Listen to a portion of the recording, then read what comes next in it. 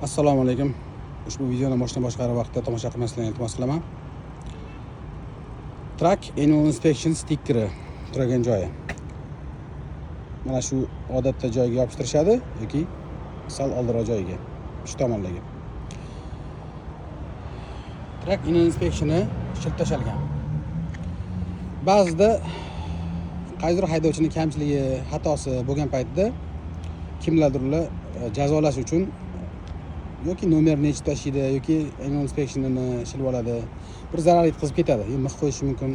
Shu sababli haydovchilarning jahlini chiqaradigan ishlarni qilishdan ehtiyot bo'lishlarini tavsiya qilaman. Annual Inspection'ni yana bitta qo'ysa bo'ladigan joyi bor. Ba'zilar shu yoqqa ham qo'yadi mana. Demak, Annual Inspection'ni mana shu joyiga qo'ysa, politsiya to'xtatgan paytida, eshikni ochgan paytda ko'rsatishi mumkin. Mana Annual Inspection'im deb. Qog'ozi papkaning ichida bo'ladi, stikkeri shu tomonda bo'ladi. Shunda o'ylaymanki, Annual Inspection yo'q deb turib, politsiya bahona qilib violation bermaydi.